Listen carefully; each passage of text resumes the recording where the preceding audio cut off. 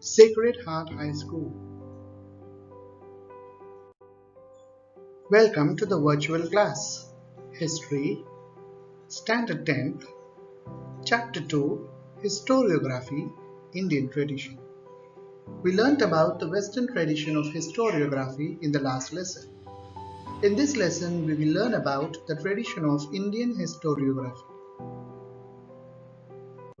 In this lesson, we will learn step by step tradition of Indian historiography and Indian historiography various ideological framework.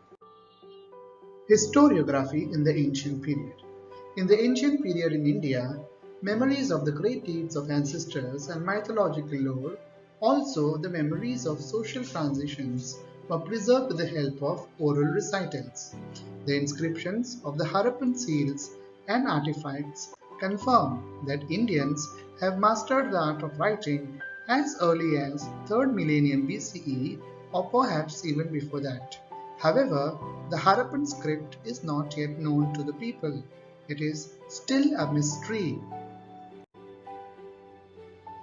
The earliest known written documents of the historical nature found in India are in the form of inscriptions. They are dated to the 3rd century BCE, that is, during the time of Emperor Ashok Maurya. His edicts are inscribed on stones and on pillars. The inscriptions and stones and pillars contribute to the main source of historiography. From the 1st century CE, inscriptions begin to occur on coins, on metal images and sculptures, and also on copper plates. They provide important historical information. We get to know about the dates of various kings, territorial extent, and administration of various empires and kingdoms, and also about important political events, social organization, climate, famines of the respective times. They are also important source of history. For example, the coins, the metal images, and the structures. You would also like to know this about the Sohagavra copper plate, how this became an important historical source. The copper plate was found at Sohagavra, district Gorakhpur in Uttar Pradesh. It is supposed to be from the Mauryan period. The inscription on the plate is in Brahmi language. The symbols, as you can see, the tree in the railing and mountains at the beginning of the inscription also occur on the punch mark coins. It means that the symbols on the plate and on the coin are same, which is a indication that it was ruled by the same empire. Another symbol which looks like a structure erected on 4 pillars is supposed to be indicative of a granary. Granary means storehouse. The inscriptions record a royal order that the grain stored in the granary should be distributed carefully. It is supposed to be suggestive of precautions taken in the time of famines. It is a royal order that the grains stored in the granary should be distributed carefully to the people so that everyone is benefited by it. The ancient Indian literature including the epics like Ramayana, the Puranas, the Mahabharata, and the Jain and the Buddhist texts. These Jains and the Buddhist texts are important source of history for historiography. These are by Indian authors and they have written travelogues. Travelogues are written by foreign travelers too. These travelogues by Indian authors and foreign travelers are important sources of history in historiography. Writing of the biographies of king and dynastic histories mark an important step in the Indian historiography. One of it is Harshacharit. Harshacharit, written in the 7th century CE by Banabhatta, is King Harsha's biography. It portrays a realistic picture of the social, cultural life during king's time.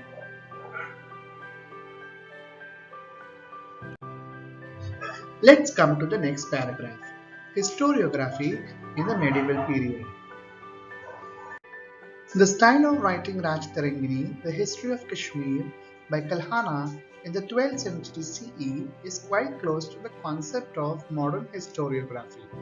Kalhana's Raj Tarangini is a perfect example of modern and medieval historiography.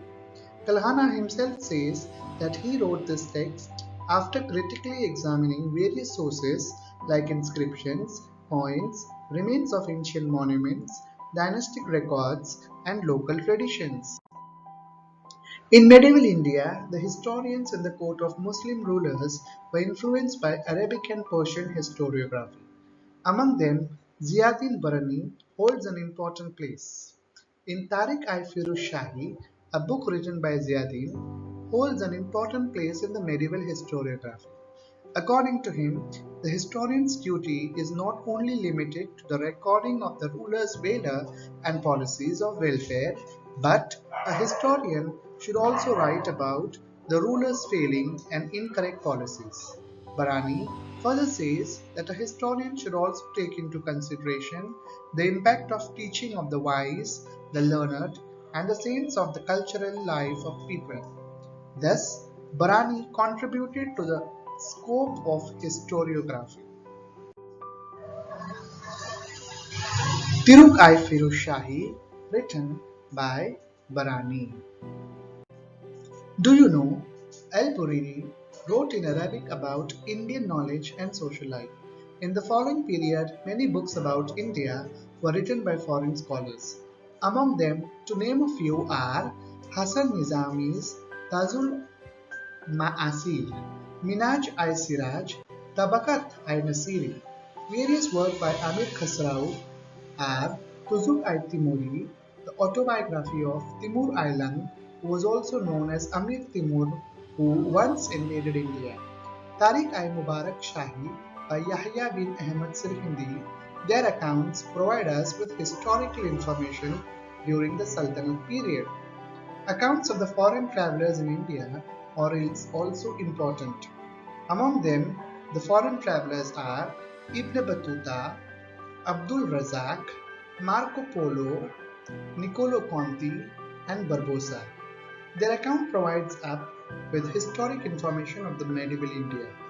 Indians also contributed to this. Indians like Ishwardas Nagar, Bhimsen Saxena, Kafi Khan, Niccolo Manuki were among the historians of Aurangzeb times whose accounts are important sources of the Mughal history. Babur. Babur, the founder of Mughal Empire, wrote an autobiography entitled Tuzuk-i-Baburi. It contains the descriptions of the battle fought by him. Babur also recorded his minute observation of various regions and cities traveled by him, including the local economy, customs, and the flora. Abul Fazl's Akbarnama is also very important from the viewpoint of critical historiography. His method of collecting authentic historical documents and their scrutiny is looked upon as devoid of bias, and hence his documentary is realistic. Bakar. Bakar is an important type of historical document of the medieval times. It contains information of the heroes and stories of historic events, battles, lives of great men. Maratha Bakars are of various types. For instance, the Sabhasad Bakar. Sabhasad Bakar was written by Krishnaji Anant Sabhasad during the reign of Chhatrapati Rajaram Maharaj. It is an important Bakar for getting information about the rule of Chhatrapati Shivaji Maharaj. Bhau Sahibanchi Bakar. Bhau Sahibanchi Bakar describes the Battle of Panipat. Another Bakar entitled Panipatchi Bakar is also about the same event. Holkaranchi Kahiyapat provides information about Holkar and their contribution to the Maratha rule. Bakar can be divided into various types. such as biographies of king dynastic history, description of events, history of a sect, autobiographies regarding grievances based on mythologies, and state administration by king. I hope you understood part 1 of the chapter. We'll see you in the next part.